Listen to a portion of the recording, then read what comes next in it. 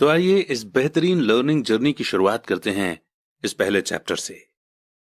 Rich dad poor dad Robert Kiyosaki के अनुसार वे कहते हैं, मेरे दो डैडी थे, एक अमीर और दूसरे गरीब।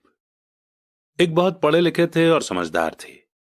वे पीएचडी थे और उन्होंने अपने 4 साल के अंडर ग्रेजुएट के काम को 2 साल से भी कम समय में कर लिया था। इसके बाद वे आगे पढ़ने के लिए Stanford university, university of Chicago और नॉर्थ वेस्टर्न यूनिवर्सिटी गए और ये सब उन्होंने पूरी तरह से स्कॉलरशिप के सहारे ही किया। मेरे दूसरे डैडी 8th क्लास से आगे नहीं पढ़े थे। दोनों ही अपने करियर में सक्सेसफुल थे। दोनों ने जिंदगी भर मेहनत की थी। दोनों ने ही काफी पैसा कमाया था, पर उनमें से एक पूरी जिंदगी पैसे के लिए परेशान होता रहा। दूसरा हवाई के सबसे अमीर लोगों में से एक बन गया। एक के मरने पर उसके परिवार, चर्च और जरूरतमंद को करोड़ों की दौलत मिली। दूसरा अपने पीछे कर्ज छोड़कर मरा। मेरे दोनों डैडी इरादे के पक्के, चमत्कारी और प्रभावशाली थे। दोनों ने मुझे सलाह दी, पर उनकी सलाह एक जैसी नहीं थी। दोनों ही एजुकेशन पर बहुत जोर देते थे, पर उनके द्वारा बताए गए पढ़ाई के सब्जेक्ट्स अलग अलग थे। अगर मेरे पास सिर्फ एक ही डैडी होते तो मैं या तो उनकी सलाह मान लेता या फिर उसे ठुकरा देता। क्योंकि सलाह देने वाले दो थे, इसलिए मेरे पास दो बिल्कुल अलग अलग विचार होते थे, एक अमीर आदमी का और दूसरा गरीब आदमी का। किसी भी एक विचार को सीधे सीधे मान लेने या न मानने के बजाय मैं उनकी सलाह पर काफी सोचा करता था, उनकी तुलना करता था और फिर खुद के लिए फैसला किया करता था। समस्या यह थी कि अमीर डैडी अभी अमीर नहीं थे और गरीब डैडी अभी गरीब नहीं थे। दोनों ही अपना करियर शुरू कर रहे थे और दोनों ही दौलत और परिवार के लिए मेहनत कर रहे थे, पर पैसे के बारे में दोनों के विचार और नजरिए एकदम अलग थे। एग्जाम्पल के तौर पर एक डैडी कहते थे कि पैसे का मोह ही सभी बुराइयों की जड़ है, जबकि दूसरे डैडी कहा करते थे पैसे की कमी ही सभी बुराइयों की जड़ है। जब मैं छोटा था तो मुझे दोनों डैडियों की अलग अलग सलाह से दिक्कत होती थी। एक अच्छा बच्चा होने के नाते मैं दोनों की बातें सुनना चाहता था।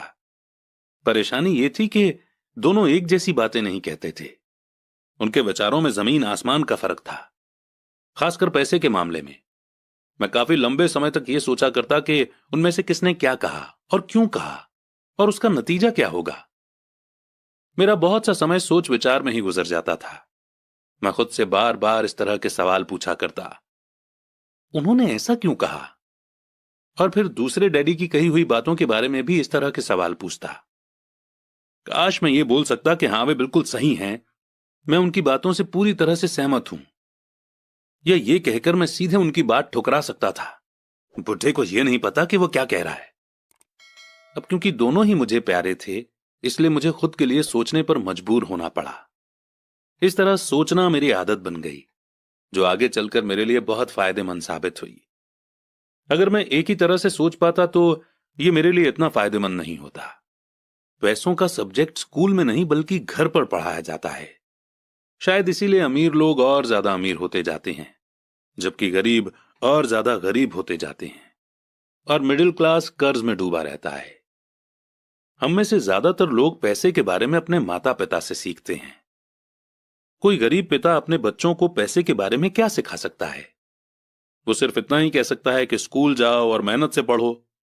हो सकता है वो बच्चा अच्छे नंबरों से कॉलेज की पढ़ाई पूरी कर ले, फिर भी पैसे के मामले में उसकी मानसिकता और उसके सोचने का ढंग एक गरीब आदमी जैसा ही बना रहेगा। ये सब उसने तब सीखा था जब वो छोटा बच्चा था। पैसों का टॉपिक स्कूलों में नहीं पढ़ाया जाता। स्कूलों में एकेडमिक और प्रोफेशनल स्किल्स पर जोर दिया जाता है, न कि पैसों से जुड़े स्किल पर। इससे यह साफ हो जाता है कि जिन स्मार्ट बैंकर्स, डॉक्टर्स और अकाउंटेंट्स के स्कूल में अच्छे नंबर आते हैं, वे जिंदगी भर पैसे के लिए संघर्ष क्यों करते हैं। हमारे देश पर जो भारी कर्ज लदा हुआ है, वो भी काफी हद तक उन बेहद पढ़े लिखे राजनेताओं और गवर्नमेंट ऑफिसर्स के कारण हुआ है, जो इकोनॉमिक पॉलिसी बनाते हैं। और मजे की बात यह है कि वो पैसों के बारे में बहुत कम जानते हैं। मैं अक्सर नई सदी में आने वाली समस्याओं के बारे में सोचता हूं। तब क्या होगा जब हमारे पास ऐसे करोड़ों लोग होंगे जिन्हें फाइनेंशियल और मेडिकल हेल्प की जरूरत होगी। पैसों से जुड़ी मदद के लिए या तो वे अपने परिवारों पर या फिर गवर्नमेंट पर निर्भर होंगे। क्या होगा जब मेडिकेयर और सोशल सिक्योरिटी के पास का पैसा खत्म हो जाएगा? किस तरह कोई देश तरक्की कर पाएगा अगर पैसे के बारे में पढ़ाई की जिम्मेदारी माता पिता के ऊपर छोड़ दी जाएगी, जिनमें से ज्यादातर गरीब हैं या गरीब होंगे? क्योंकि मेरे पास दो प्रभावशाली डैडी थे, इसलिए मैंने दोनों से ही सीखा। मुझे दोनों की सलाह पर सोचना पड़ता था। इस तरह से सोचते सोचते मैंने यह भी जान लिया कि किसी इंसान के विचार उसकी जिंदगी पर कितना जबरदस्त असर डाल सकते हैं। एग्जाम्पल के तौर पर एक डैडी को यह कहने की आदत थी, मैं इसे नहीं खरीद सकता। दूसरे डैडी इन शब्दों के इस्तेमाल से चिढ़ते थे।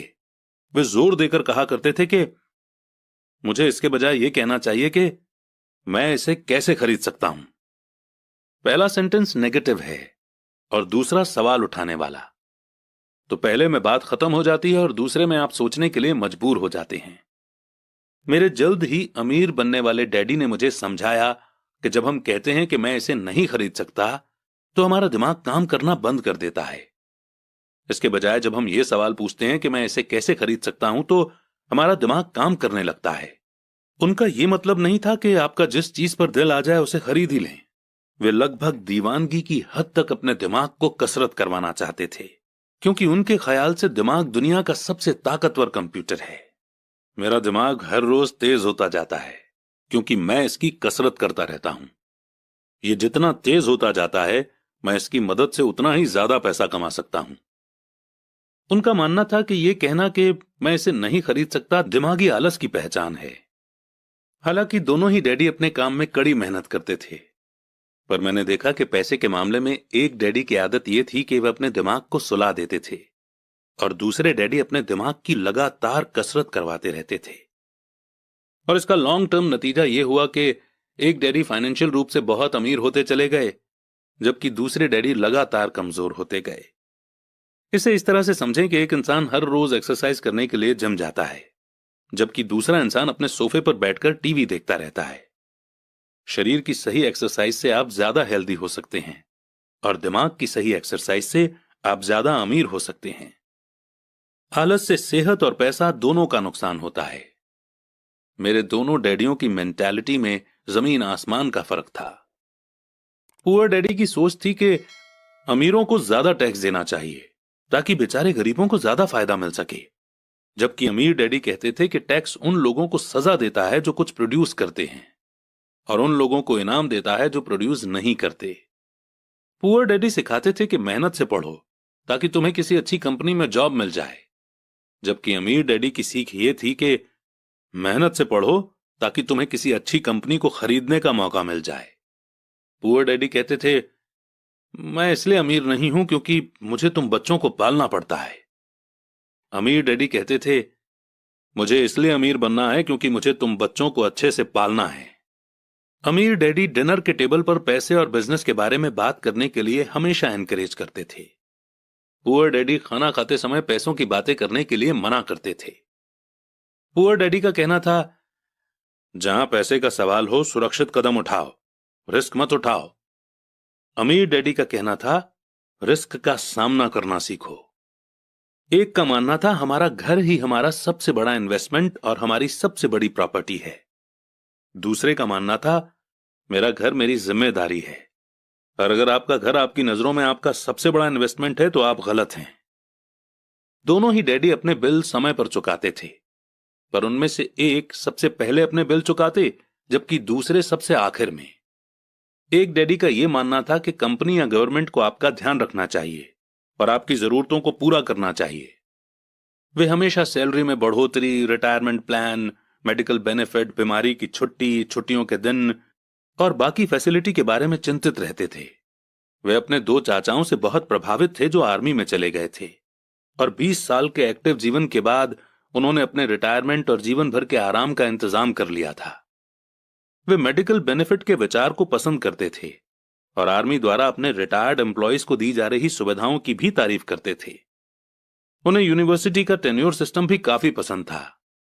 कई बार जॉब से आजीवन मिल रही सुरक्षा और जॉब के फायदे जॉब से ज्यादा इंपॉर्टेंट हो जाते हैं।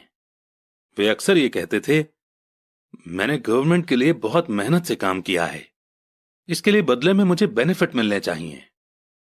दूसरे डैडी पूरी तरह से फाइनेंशियल इंडिपेंडेंस में विश्वास रखते थे। वे कन्वीनियंस मानसिकता के खिलाफ थे। वे ये मानते थे कि इस तरह की मानसिकता लोगों को कमजोर और फाइनेंशियल रूप से जरूरतमंद बनाती है। उनका पक्का विश्वास था कि आदमी को फाइनेंशियल रूप से काबिल होना चाहिए। एक डैडी कुछ डॉलर बचाने के लिए परेशान रहे। दूसरे डैडी एक के बाद एक इन्वेस्टमेंट करते रहे। एक डैडी ने मुझे बताया कि अच्छी जॉब तलाशने के लिए अच्छा सा बायोडाटा कैसे लिखा जाए।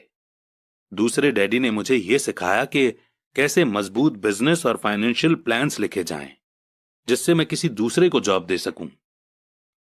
दो प्रभावशाली डैडियों के साथ रहने के कारण मुझे एनालाइज करने का मौका मिला कि उनके विचारों का उनके जीवन पर कितना असर हो रहा है। मैंने पाया कि दरअसल लोग अपने विचारों से ही अपने जीवन को दिशा देते हैं। एग्जाम्पल के तौर पर मेरे गरीब डैडी हमेशा कहा करते थे, मैं कभी अमीर नहीं बन पाऊंगा, और उनकी यह भविष्यवाणी सही साबित हुई। दूसरी तरफ मेरे अमीर डैडी हमेशा खुद को अमीर समझते थे। वे इस तरह की बातें करते थे, मैं अमीर हूं और अमीर लोग ऐसा नहीं करते। एक बड़े फाइनेंशियल झटके के बाद जब वे दिवालिया होने के कगार पर थे, तब भी वे खुद को अमीर आदमी ही कहते रहे। वे अपने सपोर्ट में यह कहते थे कि गरीब ना होने और पैसे ना होने में फर्क होता है। पैसे पास में ना होना एक टेम्पररी कंडीशन है, जबकि गरीबी परमानेंट है। मेरे गरीब डैडी ये भी कहते थे कि मेरी पैसे में कोई रुचि नहीं है, या पैसा इंपॉर्टेंट नहीं है। मेरे अमीर डैडी हमेशा कहा करते थे कि पैसे में बहुत ताकत है। हो सकता है कि हमारे विचारों की ताकत को कभी मापा न जा सके, या फिर उन्हें पूरी तरह से समझा न जा सके। फिर भी बचपन में ही मैं ये समझ गया था कि हमें अपने विचारों पर ध्यान देना चाहिए, और अपने एक्सप्रेशंस पर भी।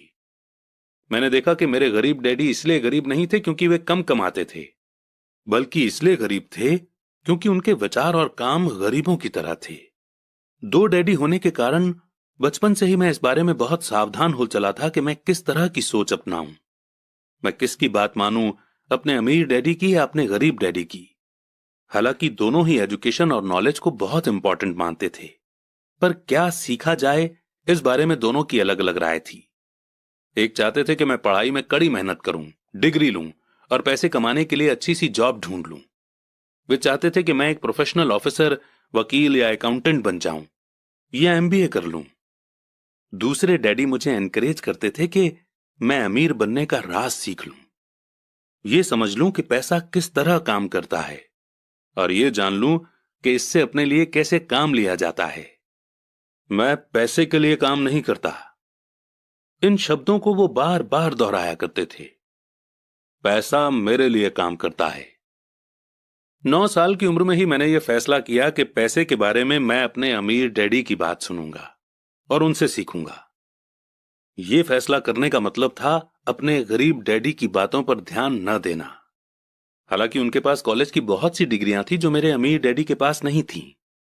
एक बार मैंने यह फैसला कर लिया कि मुझे किसकी बात सुननी है, तो उसके बाद मेरी मनी एजुकेशन शुरू हो गई। मेरे अमीर डैडी ने मुझे 30 साल से भी ज्यादा समय तक सिखाया, जब तक कि मेरी उम्र 39 साल की नहीं हो गई, और इसके बाद उन्होंने सिखाना बंद कर दिया। उन्होंने ये देख लिया था कि मैं वो सब समझ चुका हूं जो मेरी मोटी बुद्धि में भरने की वो कोशिश कर रहे थे। पैसा एक तरह की ताकत है, पर इससे भी बड़ी ताकत है फाइनेंशियल एजुकेशन। पैसा तो आता जाता रहता है, पर अगर आप ये जानते हैं कि पैसा किस तरह से काम करता है, तो आप ज्यादा ताकतवर हो जाते हैं। आप दौलत कमाना शुरू कर सकते हैं। सिर्फ पॉजिटिव थिंकिंग से ही समस्या हल नहीं हो सकती, क्योंकि ज्यादातर लोग स्कूल में पढ़ते हैं और वहां ये कभी नहीं सीख पाते कि पैसा किस तरह से काम करता है। इसीलिए वे पैसे के लिए काम करने में अपनी सारी जिंदगी बर्बाद कर देते हैं। मेरी एजुकेशन तब शुरू हुई जब मैं सिर्फ 9 साल का था, और इसी कारण मेरे अमीर डैडी ने मुझे जो लेसन पढ़ाए वे बहुत आसान थे। और सारी बातों को छोड़कर विचार किया जाए तो उन्होंने मुझे 30 सालों तक सिर्फ 6 इंपॉर्टेंट लेसन पढ़ाए। यह बुक उन्हीं 6 लेसन्स के बारे में है, और इसे भी उतना ही आसान बनाने की कोशिश की गई है जितना कि मेरे अमीर डैडी ने इन्हें मेरे लिए आसान बनाया था। ये लेसन आपके लिए जवाब की तरह नहीं लिखे गए हैं, बल्कि गाइड की तरह लिखे गए हैं। ऐसा गाइड जो ज्यादा अमीर बनने में आपकी और आपके बच्चों की मदद करेगा, चाहे दुनिया कितनी बदलती रहे। तो लेसन 1 है, अमीर लोग पैसे के लिए काम नहीं करते। लेसन 2, पैसे की समझ क्यों सिखाई जानी चाहिए। लेसन 3, अपने काम से काम रखो। लेसन 4, टैक्स का इतिहास और कॉरपोरेशंस की ताकत। लेसन 5, अमीर लोग पैसे का आविष्कार करते हैं। लेसन 6, सीखने के लिए काम करें, पैसे के लिए काम न करें।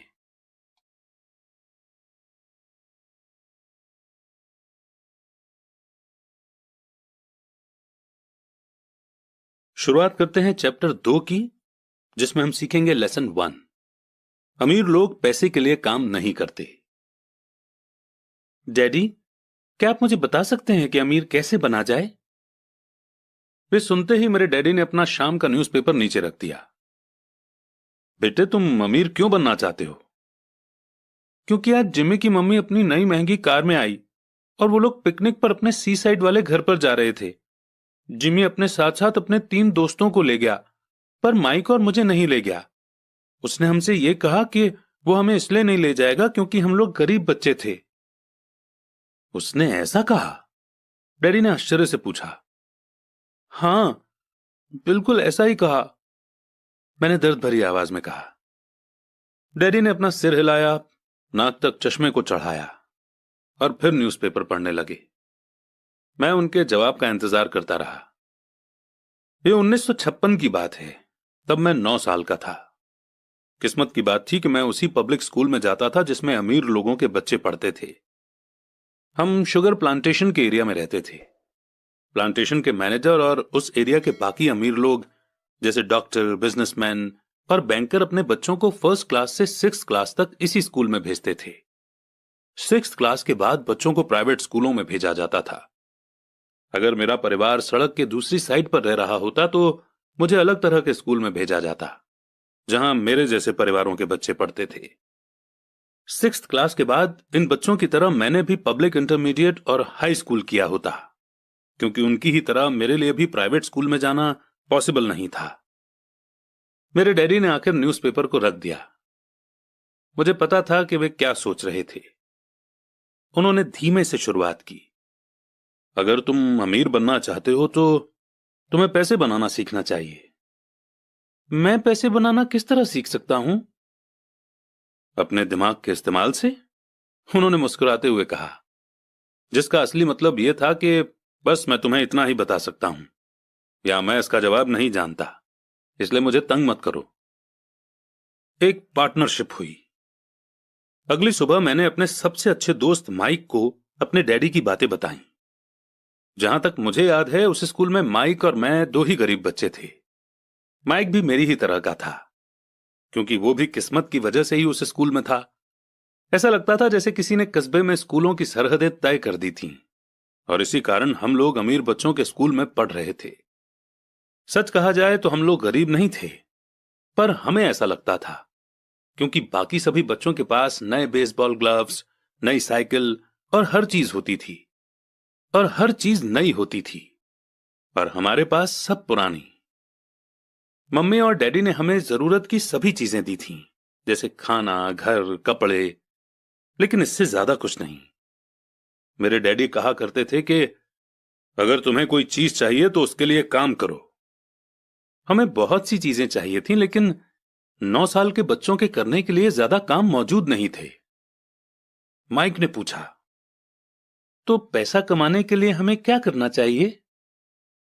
मैं नहीं जानता, मैंने कहा, लेकिन क्या तुम इस काम में मेरे पार्टनर बनना चाहोगे? वो राजी हो गया, और उस शनिवार की सुबह माइक मेरा पहला बिजनेस पार्टनर बन गया। हम दोनों पूरी सुबह यही सोचते रहे कि पैसा किस तरह कमाया जाए। कभी कभार हम उन बेफिक्र बच्चों के बारे में बात करते रहे जो जिमी के सी साइड वाले घर पर मजे कर रहे होंगे। इससे थोड़ी चोट पहुंचती थी, पर यह चोट अच्छी थी, क्योंकि इसने हमें यह सोचने के लिए मोटिवेट किया कि पैसा कैसे कमाया जाए। और आखिरकार उस दोपहर को हमारे दिमाग में बिजली कौंध गई। यह एक ऐसा आइडिया था जो माइक ने किसी साइंस की किताब में पढ़ा था। एक्साइटेड होकर हमने अपने हाथ मिलाए, क्योंकि हमारे पास अब एक बिजनेस था।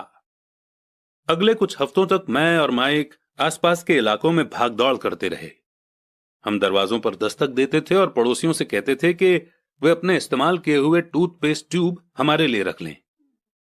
हैरत से हमें देखते हुए ज्यादातर लोगों ने मुस्कुराकर हमारी बात मान ली।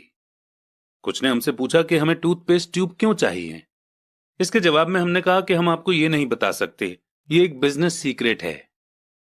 हफ्ते गुजरते गए और मेरी मां बहुत दुखी हो गई।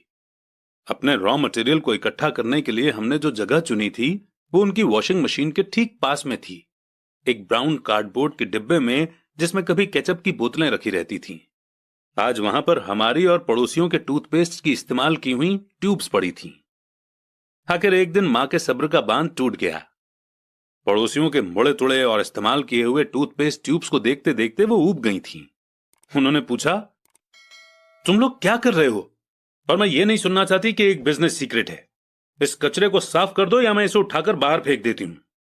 माइक और मैंने उनके हाथ पैर जोड़े और उन्हें यह बताया कि जल्दी ही हमारा काफी रॉ मटेरियल जमा हो जाएगा और फिर हम प्रोडक्शन शुरू कर देंगे। हमने उन्हें बताया कि हम कुछ पड़ोसियों का इंतजार कर रहे थे ताकि वे अपने टूथपेस्ट के ट्यूब खत्म कर लें। मां ने हमें 1 हफ्ते की मोहलत और दे दी। प्रोडक्शन शुरू होने की तारीख करीब आ गई थी। प्रेशर बढ़ चुका था। हमारे वेयरहाउस के मालिक यानी मेरी मां ने हमारी पहली पार्टनरशिप कंपनी को जगह खाली करने का नोटिस थमा दिया था।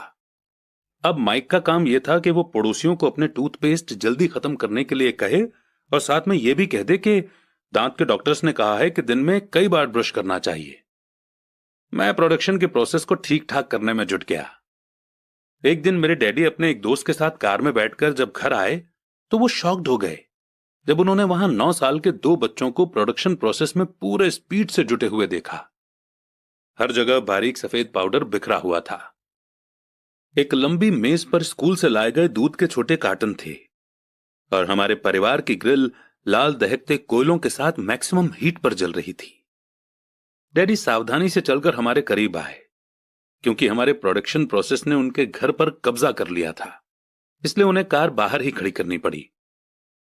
और जब वे और उनके दोस्त पास आए तो उन्होंने कोयलों के ऊपर रखा एक स्टील का बर्तन देखा जिसमें टूथपेस्ट के ट्यूब पिघल रहे थे। अब आप सोचेंगे कि टूथपेस्ट ट्यूब्स को हम क्यों पिघला रहे थे। एक्चुअली उन दिनों टूथपेस्ट प्लास्टिक के ट्यूब्स में नहीं आते थे। ट्यूब शीशे यानी कि लीड के बने होते थे। एक बार पेंट जल जाने पर हम ट्यूब्स को स्टील के बर्तन में डाल देते थे ताकि वो पिघलकर लिक्विड फॉर्म में आ सकें। इस पिघले हुए लीड को हम छोटे छोटे छेद वाले दूध के कार्टन्स में डाल रहे थे। दूध के इन कार्टनों में प्लास्टर ऑफ पेरिस भरा था। हर तरफ फैला सफेद पाउडर प्लास्टर ही था जिसमें हमने पानी मिलाया था। जल्दबाजी में मैंने उसके बैग को गिरा दिया था और पूरी जमीन ऐसे लग रही थी जैसे वहां अभी अभी बर्फ का तूफान आया हो। दूध के कार्टन बाहरी बक्से थे जिसके अंदर प्लास्टर ऑफ पेरिस के सांचे यानी कि मोल्ड थे। मेरे डैडी और उनके दोस्त हमें देखते रहे और हम पिघले हुए लीड को प्लास्टर ऑफ पेरिस के क्यूब के ऊपर छोटे से छेद में डालते रहे। संभल कर, मेरे डैडी ने कहा। मैंने बिना सिर उठाए हामी भर दी। आखिरकार जब शीशे को डालने का काम खत्म हो गया तो मैंने स्टील के बर्तन को नीचे रख दिया और फिर अपने डैडी की तरफ देखकर मुस्कुराया। उन्होंने हल्की सी मुस्कान के साथ पूछा, तुम लोग क्या कर रहे हो? हम वही कर रहे हैं जो आपने बताया था। हम अमीर बनने जा रहे हैं। हां, माइक ने सिर को हिलाते हुए और मुस्कुराते हुए कहा। हम दोनों पार्टनर हैं। डैडी ने पूछा, और इन प्लास्टर के सांचों में क्या है? देखिए, इसमें एक बहुत अच्छी चीज है। छोटे हथौड़े से मैंने सील को ठोका जिससे बाहरी खोल टूट गया। सावधानी से मैंने ऊपर के आधे प्लास्टर को हटाया और जिंक का एक सिक्का बाहर गिर गया। हे भगवान, तो तुम लोग जिंक के सिक्के बना रहे थे? मेरे डैडी ने कहा। बिल्कुल सही, माइक ने कहा। हम वही कर रहे थे जैसा आपने हमसे कहा था। हम पैसा बना रहे थे। मेरे डैडी के दोस्त जोर से हंसने लगे। मेरे डैडी भी मुस्कुराए और उन्होंने अपना सिर हिलाया। उनके सामने आग और टूथपेस्ट की ट्यूब्स के बक्से के साथ सफेद धूल में लिपटे हुए 2 बच्चे खड़े थे जो इस कान से उस कान तक खुलकर मुस्कुरा रहे थे। उन्होंने हमसे कहा कि हम सब कुछ छोड़कर उनके साथ चलें। और घर के सामने वाली सीढ़ी पर बैठी। मुस्कुराते हुए उन्होंने हमें जालसाजी यानी कि फेक या फ्रॉजरी शब्द का मतलब समझाया। कहने का मतलब यह है कि जो सिक्के हैं वो सिर्फ गवर्नमेंट यानी कि सरकार बना सकती है, न कि एक आम इंसान। अगर एक आम इंसान सिक्के बनाता है तो उसे जेल भी हो सकती है। हमारे सपने टूट गए थे। तो आपका मतलब यह है कि यह इलीगल है? माइक ने कांपती हुई आवाज में पूछा।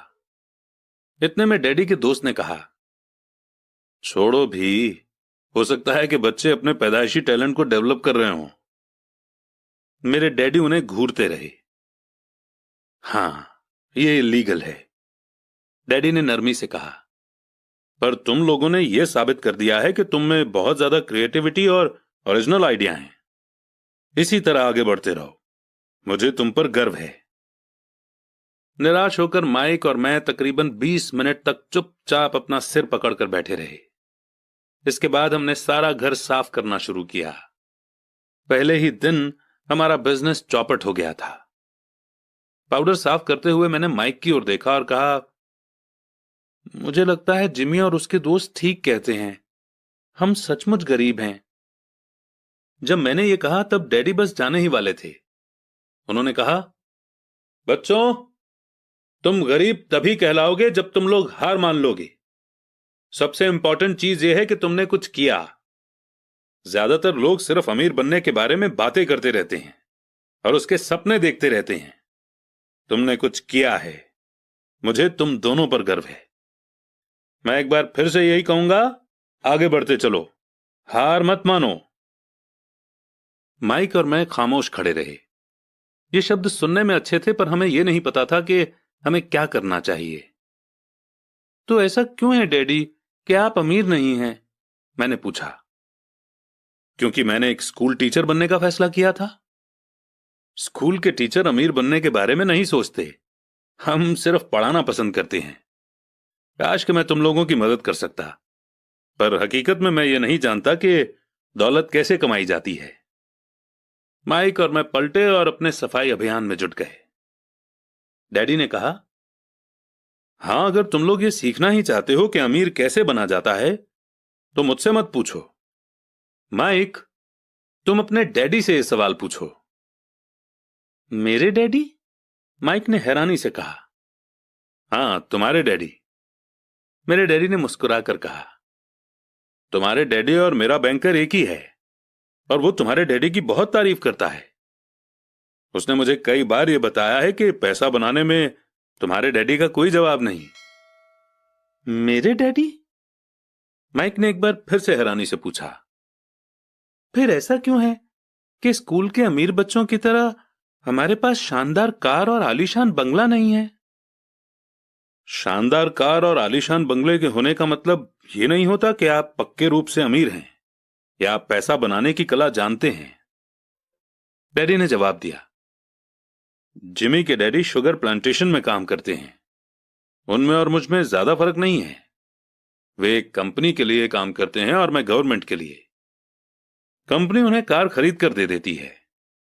इस समय चीनी की कंपनियां फाइनेंशियल प्रॉब्लम्स में फंसी हुई हैं और जिमी के डैडी के पास जल्दी ही कुछ नहीं बचेगा। तुम्हारे डैडी अलग हैं माइक। ऐसा लगता है कि वे एक एम्पायर बनाने जा रहे हैं और मेरा अंदाज है कि कुछ ही सालों में वे बहुत अमीर बन जाएंगे। यह सुनकर माइक और मैं एक बार फिर से एक्साइटेड हो गए। नए जोश से हमने अपने डूबे हुए बिजनेस के कचरे को साफ करना शुरू कर दिया। जब हम सफाई कर रहे थे तो हमने यह भी प्लान बना लिया कि कब और कैसे माइक के डैडी से बात की जाए। प्रॉब्लम यह थी कि माइक के डैडी बहुत ज्यादा काम करते थे और देर रात तक घर नहीं लौटते थे। माइक के डैडी के पास कई वेयरहाउस, कंस्ट्रक्शन कंपनी, स्टोर्स की चेन और 3 रेस्टोरेंट्स थे। रेस्टोरेंट्स के कारण ही उन्हें घर लौटने में देर हो जाती थी। सफाई खत्म करने के बाद माइक बस पकड़कर अपने घर चला गया। वो अपने डैडी से बात करने वाला था, चाहे वे कितनी ही देर से घर लौटें, और उनसे पूछने वाला था कि क्या वे हमें अमीर बनने की तरकीब सिखाने के लिए तैयार हैं। माइक ने मुझसे वादा किया कि जैसे ही वो अपने डैडी से बात कर लेगा वो मुझे फोन करेगा, चाहे कितनी ही देर क्यों ना हो जाए। फोन रात को 8:30 बजे आया। ओके, अगले शनिवार, मैंने कहा और फोन रख दिया। माइक के डैडी माइक और मुझसे मिलने के लिए तैयार हो गए थे। शनिवार की सुबह 7:30 बजे मैंने शहर के दूसरे हिस्से में जाने के लिए बस पकड़ी और सबक शुरू हुए। मैं तुम्हें 1 घंटे के 10 सेंट दूंगा। 1956 की सैलरी के हिसाब से भी 10 सेंट हर घंटे की सैलरी से कम थे। माइकल और मैं सुबह 8 बजे उसके डैडी से मिले। वे पहले से ही बिजी थे और उनके पास 1 घंटे से भी ज्यादा का काम मौजूद था। जब मैं उनके साधारण छोटे और साफ घर के सामने पहुंचा तो मैंने देखा कि उनका कंस्ट्रक्शन सुपरवाइजर अपने पिकअप ट्रक में वहां से जा रहे थे। माइक मुझे दरवाजे पर ही मिल गया। डैडी अभी फोन पर हैं और उन्होंने कहा है कि हम लोग पीछे के एरिया में उनका इंतजार करें, माइक ने दरवाजा खोलते हुए कहा। जब मैंने उसके पुराने घर की दहलीज के अंदर कदम रखा तो लकड़ी के पुराने फर्श की चरमराहट सुनाई दी। दरवाजे के अंदर सस्ती सी चटाई थी। चटाई वहां इसलिए रखी गई थी ताकि फर्श पर पड़े अनगिनत पैरों के निशानों को छुपाया जा सके। हालांकि वो साफ थी, पर यह साफ दिखता था कि वो पुरानी हो गई थी और उसे बदल देना चाहिए। जब मैं लिविंग रूम में घुसा तो वहां मेरा दम घुटने लगा था। वहां पुराने फर्नीचर की बू आ रही थी और इसमें कोई शक नहीं है कि उस फर्नीचर को म्यूजियम में होना चाहिए था। सोफे पर 2 औरतें बैठी थीं जिनकी उम्र मेरी मां से थोड़ी ज्यादा होगी। औरतों के सामने एक आदमी मजदूरों के कपड़ों में बैठा हुआ था। उसने खाकी पैंट और खाकी शर्ट पहन रखा था। हालांकि कपड़े साफ और प्रेस किए हुए थे। उस आदमी की उम्र मेरे डैडी से लगभग 10 साल ज्यादा होगी, शायद 45 साल। ये लोग कौन हैं? मैंने पूछा। अरे ये लोग डैडी के लिए काम करते हैं। बूढ़ा आदमी उनके वेयर हाउसों को संभालता है और औरतें रेस्टोरेंट की मैनेजर हैं। और तुमने उस कंस्ट्रक्शन सुपरवाइजर को तो देखा ही होगा जो यहां से 50 मील दूर एक सड़क के प्रोजेक्ट पर काम कर रहा है। उनका दूसरा सुपरवाइजर जो बहुत से घर बना रहा है वो तुम्हारे आने के पहले ही जा चुका है। क्या ऐसा हमेशा ही होता है? मैंने पूछा। हमेशा तो नहीं, पर अक्सर ऐसा ही होता है, माइक ने कहा और मेरे पास अपनी कुर्सी खींचते हुए वो मुस्कुराया। मैंने उनसे पूछा था कि क्या वे हमें पैसा बनाना सिखाएंगे? माइक ने मुझे बताया। अच्छा, और उन्होंने इसका क्या जवाब दिया? मैंने एक्साइटेड होकर पूछा।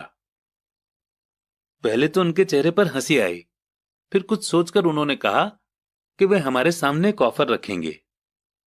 अच्छा, मैंने कहा और अपनी कुर्सी की पीठ दीवार से टिका ली। मैं वहां कुर्सी के पिछले 2 पैरों के सहारे टिका बैठा रहा। माइक ने भी ऐसा ही किया। क्या तुम्हें पता है वो कौन सा ऑफर देने वाले हैं? मैंने पूछा। नहीं, पर हमें जल्दी ही इसका पता चल जाएगा। अचानक माइक के डैडी उस पुराने दरवाजे से घुसकर उस कमरे में दाखिल हुए जहां हम बैठे हुए थे। माइक और मैं अपने पैरों पर कूद गए, आदर के कारण नहीं बल्कि इसलिए कि हम चौंक गए थे। तो बच्चों, तैयार? माइक के डैडी ने एक कुर्सी हमारे पास खिसकाते हुए पूछा। हमने अपने सिर हिलाए और अपनी कुर्सियों को दीवार के पास से खींचकर उनके सामने रख लिया। वे एक लंबे चौड़े शरीर के मालिक थे, लगभग 6 फीट ऊंचे और वजन करीब 90 किलो होगा। मेरे डैडी इससे ऊंचे थे, लगभग इसी वजन के, और माइक के डैडी से 5 साल बड़े। वे लगभग एक जैसे ही थे, हालांकि दोनों एक ही प्रजाति के नहीं थे। हो सकता है कि उनकी एनर्जी एक सी हो। माइक का कहना है कि तुम पैसा कमाना सीखना चाहते हो। क्या यह सही है रॉबर्ट? मैंने तुरंत सहमति में अपना सिर हिलाया। हालांकि मुझे थोड़ा सा डर भी लग रहा था। उनके शब्दों और मुस्कुराहट के पीछे बहुत ताकत थी। अच्छा, ये रहा मेरा ऑफर। मैं तुम्हें सिखाऊंगा, लेकिन मैं ऐसा क्लासरूम के स्टाइल में नहीं करूंगा। अगर तुम मेरे लिए काम करोगे तो उसके बदले में तो मैं तुम्हें सिखाऊंगा, और तुम मेरे लिए काम नहीं करोगे तो मैं तुम्हें नहीं सिखाऊंगा। अगर तुम काम करते हो तो मैं तुम्हें ज्यादा तेजी से सिखा सकता हूं, और अगर तुम सिर्फ बैठकर मेरी बातें सुनते हो जैसा कि तुम लोग स्कूल में करते हो तो इससे मेरा समय बर्बाद होगा। ये मेरा ऑफर है, इसे या तो मान लो या फिर वापस लौट जाओ। क्या मैं पहले आपसे एक सवाल कर सकता हूं? मैंने पूछा। नहीं, इसे या तो मान लो या फिर वापस लौट जाओ। मेरे पास बर्बाद करने के लिए फालतू समय नहीं है। अभी ढेर सारा काम पड़ा हुआ है। अगर तुम में तुरंत फैसला करने की क्षमता नहीं है तो तुम कभी पैसे कमाना नहीं सीख पाओगे। मौके आते हैं और चले जाते हैं, इसीलिए तुरंत फैसला लेने की एबिलिटी एक इंपॉर्टेंट स्किल है। तुमने जैसा चाहा था वैसा एक मौका तुम्हारे सामने मौजूद है। अगले 10 सेकंड में या तो पढ़ाई शुरू हो जाएगी या फिर यह हमेशा के लिए खत्म हो जाएगी। माइक के डैडी ने चिढ़ाने वाली मुस्कुराहट के साथ कहा। मंजूर, मैंने कहा। मंजूर, माइक ने कहा। बहुत बढ़िया।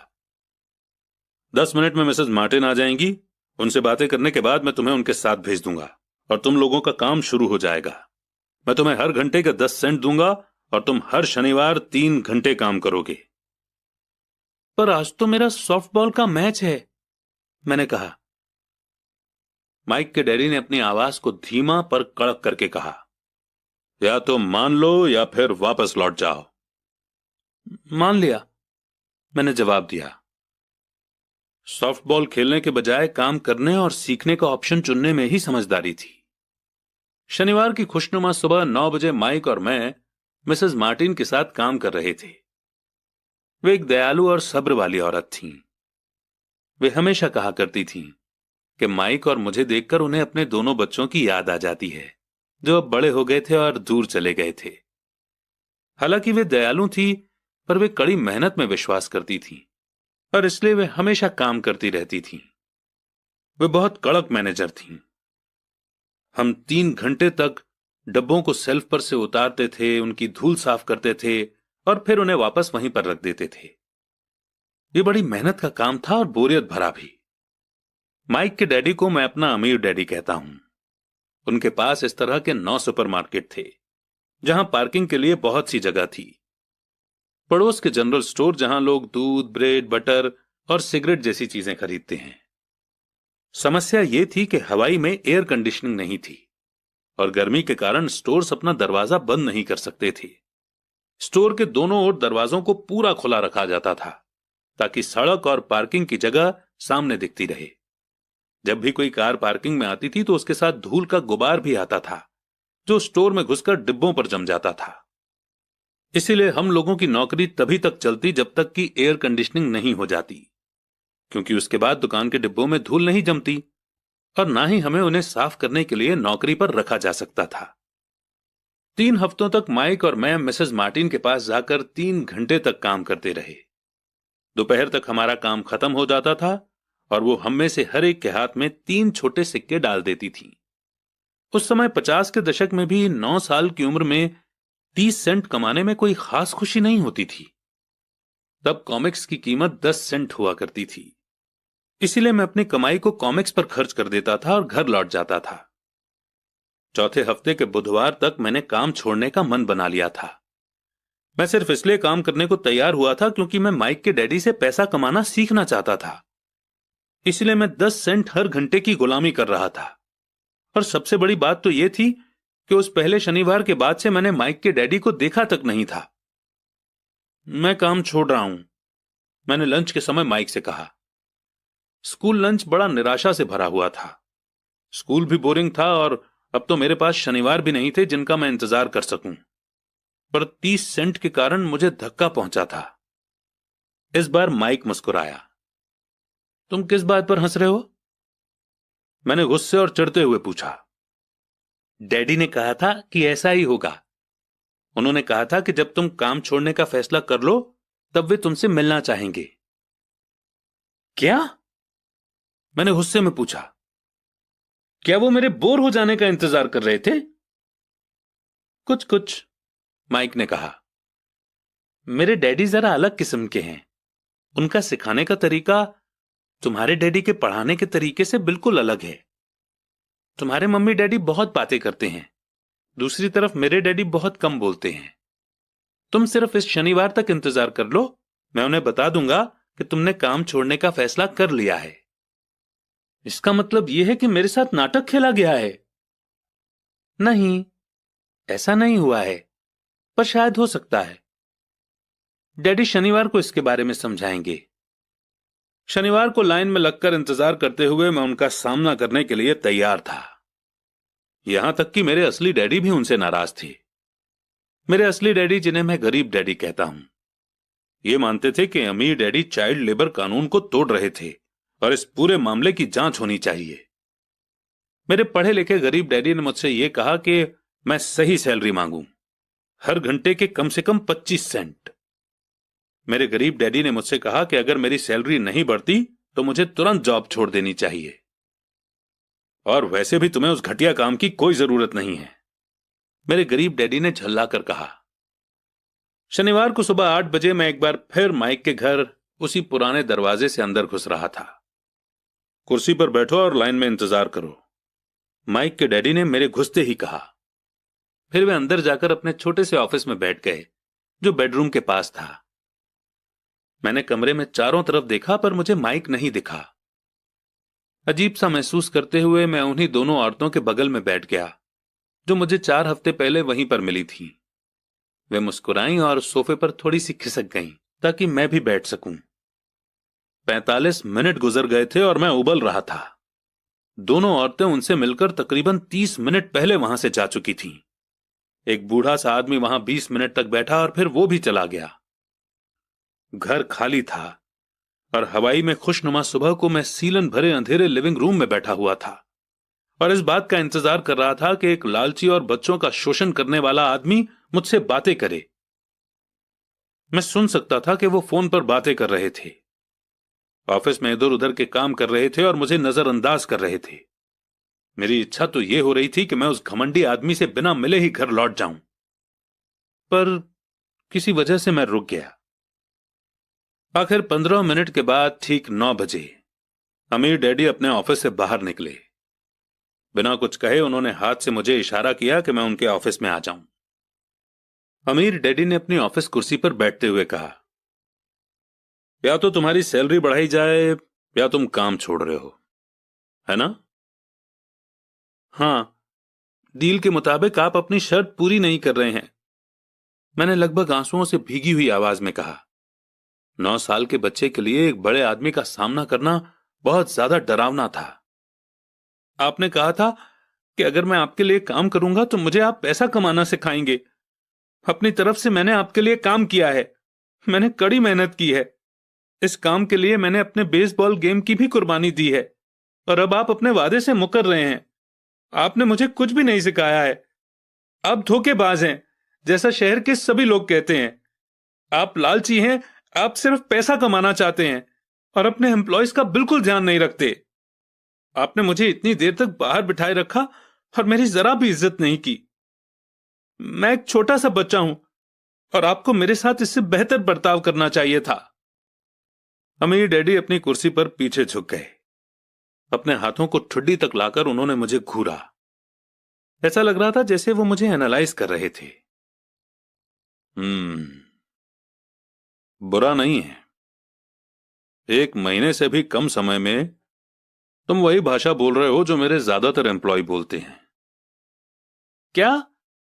मैंने पूछा। मैं समझ नहीं पा रहा था कि वे क्या कह रहे थे और इसलिए मैंने अपना दुखड़ा रोना चालू रखा। मुझे लगता था कि आप अपने वादे पर कायम रहेंगे और मुझे कुछ सिखाएंगे। इसके बजाय आप तो मुझ पर अत्याचार करना चाहते हैं। यह तो जुल्म है, सरासर जुल्म। मैं तुम्हें सिखा तो रहा हूं, अमीर डैडी ने धीमी आवाज में कहा। आपने मुझे क्या सिखाया है? कुछ भी नहीं। एक बार मैं चंद सिक्कों में काम करने के लिए तैयार हो गया, उसके बाद तो आपने मुझसे बात तक नहीं की। 10 सेंट हर घंटे के लिए। मैं आपकी शिकायत गवर्नमेंट से करूंगा। हमारे देश में भी चाइल्ड लेबर कानून है। आप तो जानते ही हैं कि मेरे डैडी गवर्नमेंट के लिए काम करते हैं। शाबाश, अब तुम उन ज्यादातर लोगों की भाषा बोल रहे हो जो कभी मेरे लिए काम करते थे। वे लोग या तो जिन्हें मैंने नौकरी से निकाल दिया है या जिन्होंने खुद मेरी नौकरी छोड़ दी है। तो इस बारे में आपको क्या कहना है? और मुझे यह लग रहा था कि कम उम्र के बावजूद मैं बहादुरी से बातें कर रहा था। आपने मुझसे झूठ बोला। मैंने आपके लिए काम किया और आपने अपना वादा पूरा नहीं किया। आपने मुझे कुछ भी नहीं सिखाया। कौन कहता है कि मैंने तुम्हें कुछ नहीं सिखाया है? मेरे अमीर डैडी ने शांति से कहा। मैंने 3 हफ्ते तक काम किया और इस बीच आपने सिखाना तो दूर रहा, मुझसे कभी बात तक नहीं की। क्या सिखाने का मतलब सिर्फ भाषण या बातचीत ही होता है? और क्या? इस तरह से वो तुम्हें स्कूल में सिखाते हैं, पर जिंदगी तुम्हें इस तरह नहीं सिखाती। और मेरा मानना यह है कि जिंदगी सबसे बढ़िया टीचर होती है। ज्यादातर वक्त जिंदगी आपसे बातें नहीं करती, ये एक तरह से आपको धक्का देती है। हर धक्के के जरिए जिंदगी आपसे कहती है, जाग जाओ, मैं तुम्हें कुछ सिखाना चाहती हूं। यह आदमी कैसी बेसिर पैर की बातें कर रहा है, मैंने अपने आप से पूछा। जिंदगी अगर मुझे धक्का देती है तो इसका मतलब कि जिंदगी मुझसे बातें करती है। अब मैं जान चुका था कि मुझे यह काम तुरंत छोड़ देना चाहिए। मैं किसी ऐसे आदमी से बातें कर रहा था जो पागल था और जिसे ताले में बंद रखे जाने की जरूरत थी। अगर तुम जिंदगी के सबक सीखते हो तो इससे तुम्हें बहुत फायदा होगा। अगर तुम ऐसा नहीं करते हो तो जिंदगी तुम्हें लगातार धक्के देती रहेगी। लोग 2 चीजें करते हैं। कुछ लोग जिंदगी के धक्कों को सहन करते चले जाते हैं, बाकी लोग गुस्सा हो जाते हैं। वो बाकी लोगों से गुस्सा होने लगते हैं, जैसे कि अपने बॉस से, अपने काम से, अपनी पत्नी या पति से। वो ये नहीं जानते कि जिंदगी उन्हें धक्का दे रही है। मैं नहीं जानता था कि वो किस बारे में बात कर रहे थे।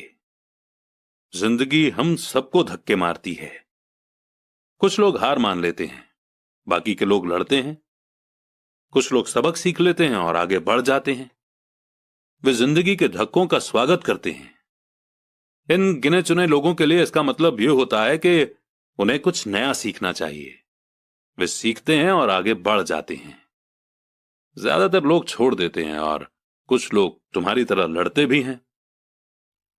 अमीर डैडी खड़े हो गए और उन्होंने टूटी फूटी खिड़की को बंद कर दिया।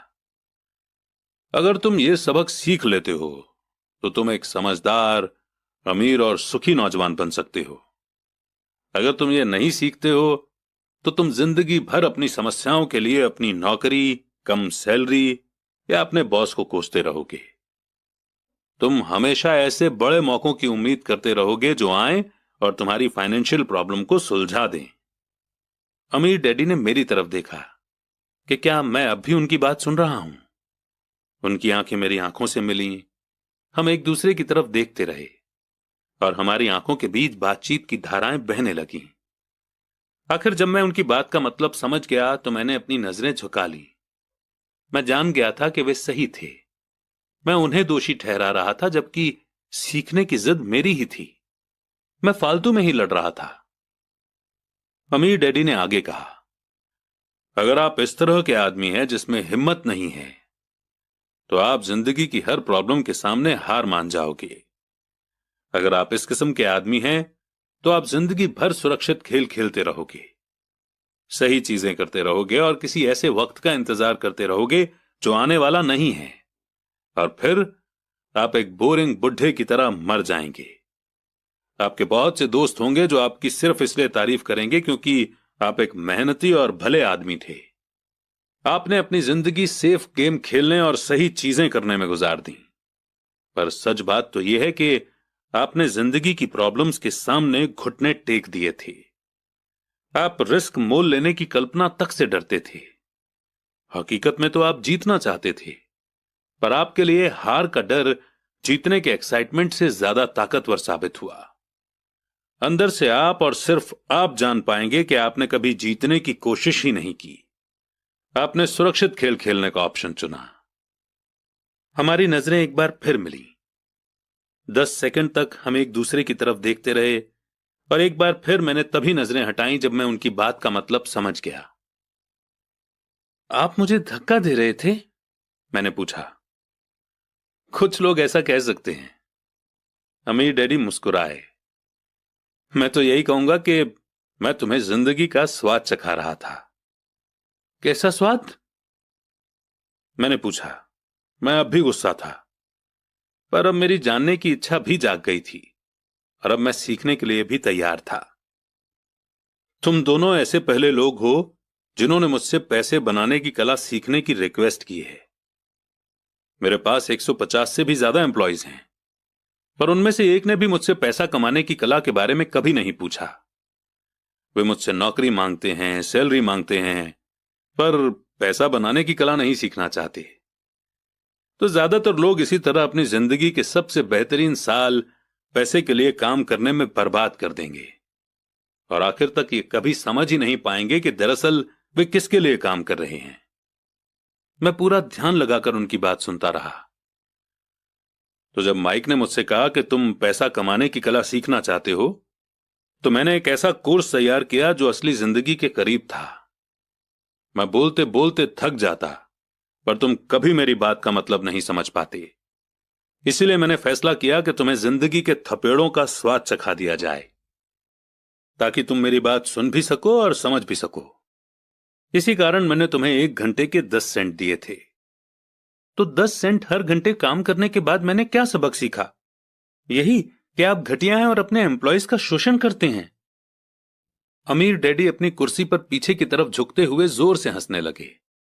जब उनकी हंसी बंद हुई तो उन्होंने कहा, अच्छा होगा अगर तुम अपने सोचने का नजरिया बदल लो।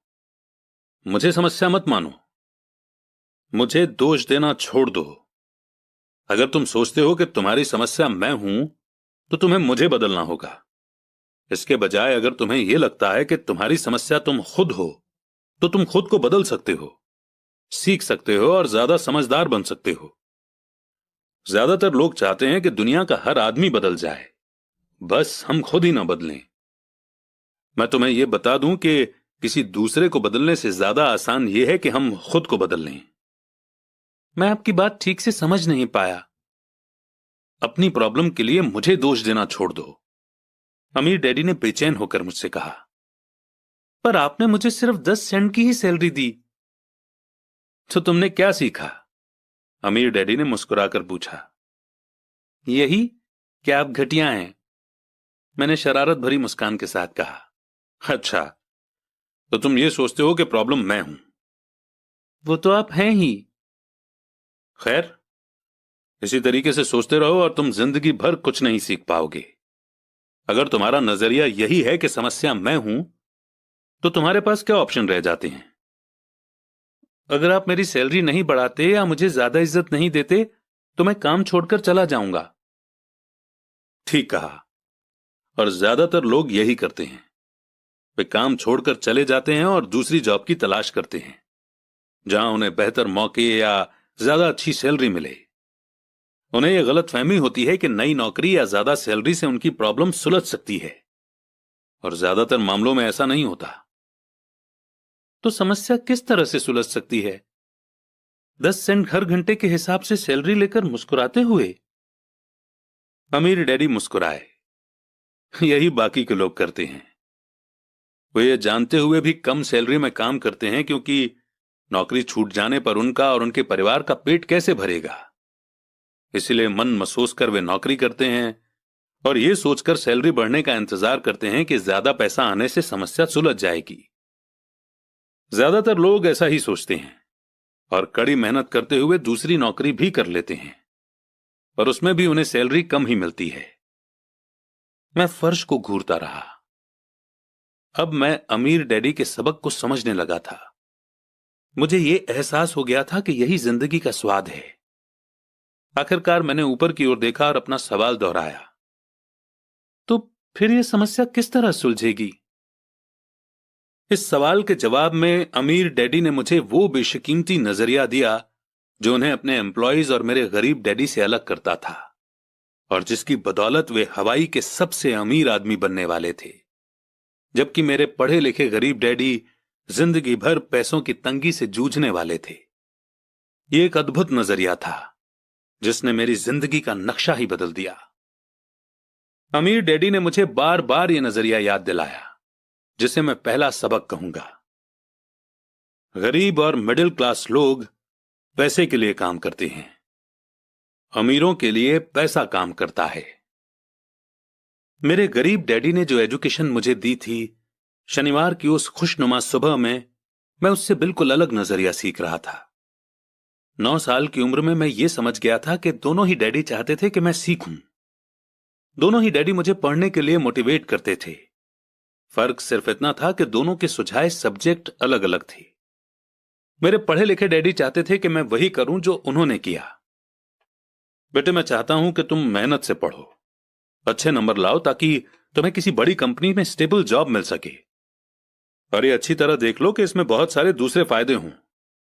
मेरे अमीर डैडी चाहते थे कि सबक मुझे जीवन भर उनके मार्गदर्शन में सीखना था, न कि किसी क्लासरूम में। मेरे अमीर डैडी ने पहला सबक जारी रखा। मैं खुश हूं कि तुम 10 सेंट हर घंटे के हिसाब से काम करने पर गुस्सा हो गए।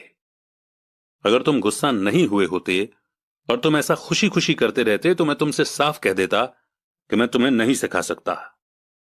ये जान लो कि सच्ची एजुकेशन में एनर्जी, स्ट्रांग इमोशन और जबरदस्त इच्छा की जरूरत होती है। गुस्सा उस फॉर्मूले का एक बहुत बड़ा हिस्सा है, क्योंकि स्ट्रांग इमोशन में गुस्सा और प्रेम मिला हुआ होता है। जब पैसे की बात आती है तो ज्यादातर लोग सुरक्षित रास्ता खोजते हैं, इसीलिए स्ट्रांग इमोशन उन्हें रास्ता नहीं दिखा पाते। उन्हें रास्ता दिखाता है उनका डर। तो क्या इसलिए वे कम सैलरी पर काम करने के लिए राजी हो जाते हैं? हां, कुछ लोग कहते हैं कि मैं लोगों का शोषण करता हूं, क्योंकि मैं उन्हें उतनी सैलरी नहीं देता जितनी उन्हें प्लांटेशन या गवर्नमेंट की तरफ से मिलती है। मैं यही कहना चाहता हूं कि लोग खुद अपना शोषण करते हैं। डरते वे हैं, मैं नहीं। पर क्या आपको नहीं लगता कि आपको उन्हें ज्यादा सैलरी देनी चाहिए? मुझे ज्यादा देने की जरूरत ही नहीं है, और इसके अलावा ज्यादा पैसा मिलने से उनकी समस्या नहीं सुलझेगी। अपने डैडी को ही देख लो, वे बहुत सा पैसा कमाते हैं और फिर भी वे अपने बिल नहीं चुका पाते। दुनिया में ऐसे बहुत से लोग हैं जिन्हें अगर ज्यादा पैसा मिल जाए तो वे ज्यादा कर्ज में डूब जाएंगे।